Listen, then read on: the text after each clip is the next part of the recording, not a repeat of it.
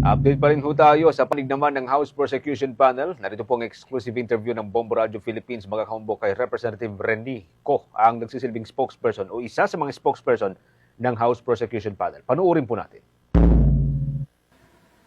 Mga kabombots nation, katatapos lamang ng Day 10 ng impeachment trial ni Vice President Sara Duterte at tinalakay dito yung Article 1 ng Articles of Impeachment. At kasama natin ngayon dito isa sa mga spokesperson ng House Prosecution Panel, Representative Renico. Pag-usapan natin yung naging kaganapan kanina na may dalawang witness na ipresenta ang Prosecution Panel. Representative, welcome sa Bombo Radio Philippines. Hello po, maraming salamat po muli sa imbitasyon sa programa ninyo. Kasama niyo po si Bombo Jaira Hanggayo ngayon na pag-usapan natin yung naging strategiya ng prosekusyon kasi natapos lamang kanina. Bakit po itong government bank officials ang unang naging witness natin na ipresenta ninyo sa Article 1? Ano yung nais ninyong ma-establish sa umpisa pa lamang? It's the fact na these checks were issued at in-encash. I think hindi yun ma-deny. No?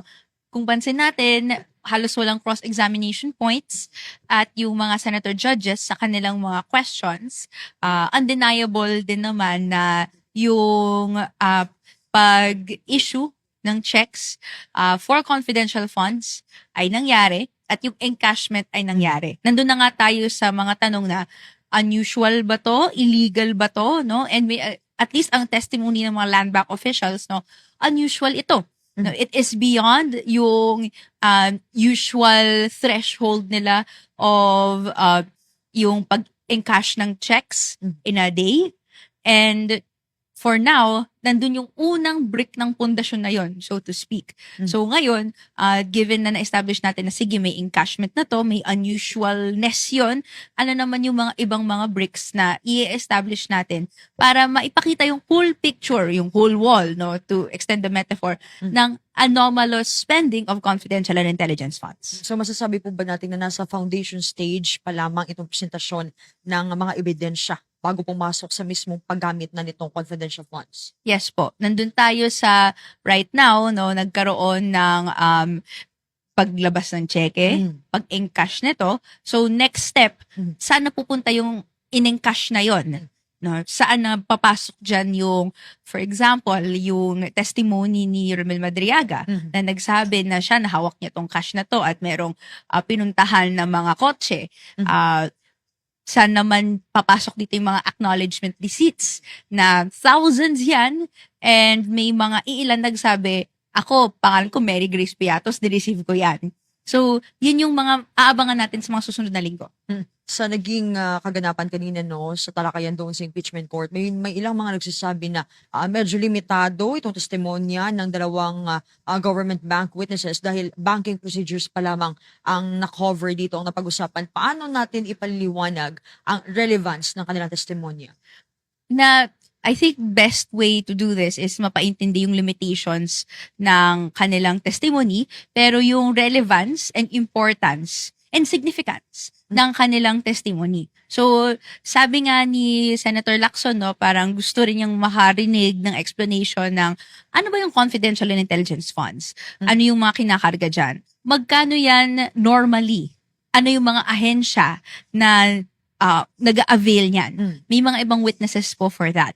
Pero for now, gusto natin establish yung fact, no, na merong pong encashment of checks na nangyari and it is yung reportedly confidential and intelligence funds na in-issue sa OVP and DepEd at nilabas bilang cash. Marami pang mga threads of discussion yan. Kunwari, yung sa bahagi ng budget, di ba? Line item yan. Sino nag-disburse to these offices, etc. So, yun ang gusto nating establish sa iba pang witnesses. Pero for now, yung undeniable fact lang ng may encashment of checks, established na yun. Good thing na mention niyo yung nabanggit natin si Senator Judge Ping Lacson kasi nabanggit nga niya na may mga pangangailangan na dito na competent witness dito sa usapin ng confidential funds. So may aasahan ang ating mga listeners and viewers na gantong klaseng witness sa mga susunod na hearing.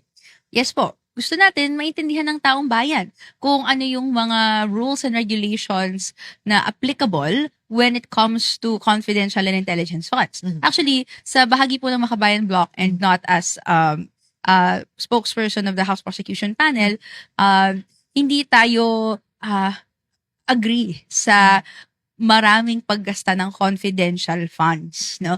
Lalo na kung ang ending niyan ay hindi natin makikita kung paano ginagasta ito. Nonetheless, may mga existing laws na bagamat confidential yung nature of spending, meron pa rin dapat na nire-report na kung paano ito ginasta.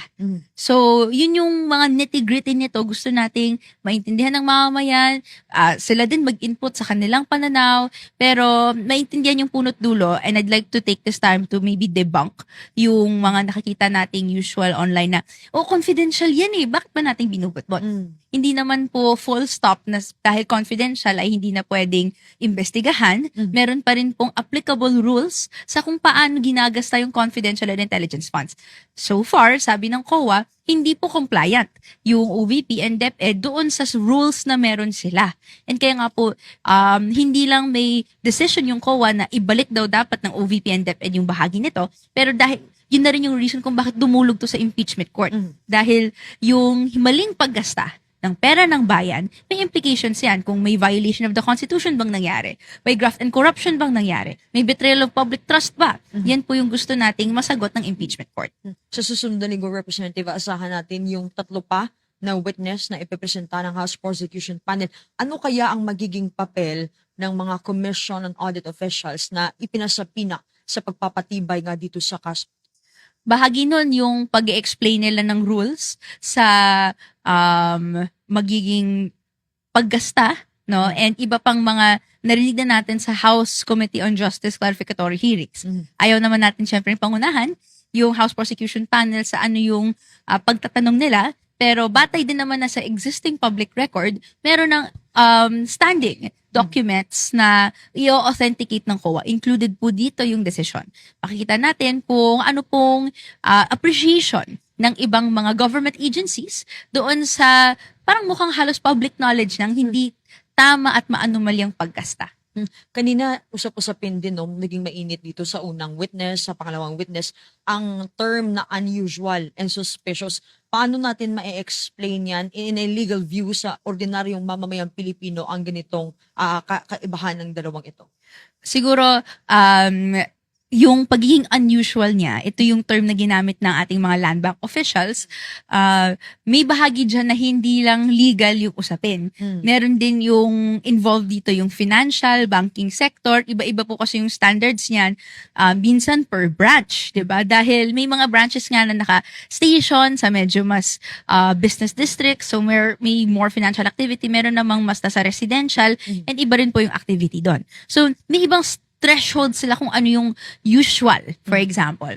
And nonetheless, ang report ng ating land bank officials, no, na in a day, doon at least sa Shaw Boulevard na branch, merong 20 million na inflow, outflow, encashment, etc. na usual sa isang araw nila, no, more or less.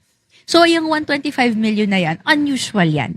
Hindi nila naasahan, wala pang ganon sa kanilang kasaysayan. And even yung sa Department of Education dun sa Land Bank branch doon, ang usual daw nila, yung payroll, so kung meron pong kukuha or mag-i-encash ng check or ng kung anumang document, equivalent doon sa kanilang sahod o kaya naman sa overtime pay, kung ano man, yun yung nahahandle nila at hindi po usual yung naging encashment ng supposedly check representing confidential and intelligence funds.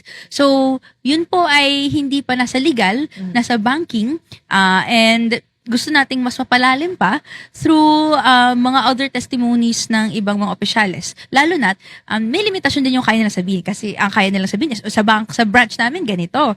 Pero whether it's confidential intelligence funds, yung cheque na yun, di nila masabi.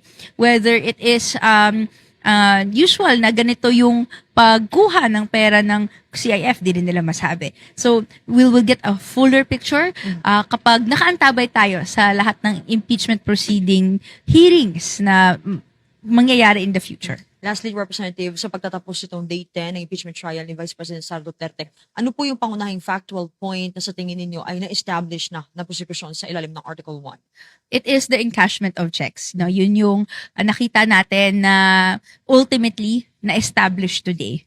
So, may mga opisyales na nag-verify na may mga taong pumunta to encash these checks, may IDs na pinresent. Tapos, given na may pagtatagpo naman doon sa identification na yun, and we assume yung mga tao na to is yung mga special disbursement officers or kung sino mang nasa records nila, binigay yung pera na yun. So, yung mga nitty-gritty, itatanong natin sa iba pang mga witnesses. Pero for now, ang appreciation natin, no, undeniable na may perang gumalaw.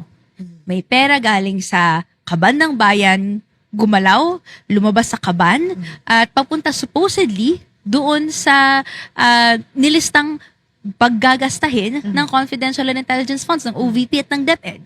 Tignan natin ngayon sa mga susunod na mga hearings kung doon nga po pumunta yon. Thank you so much, Representative. Mga kababats, turning Sean, ang spokesperson ng House Prosecution Panel, si Representative Rene Ko.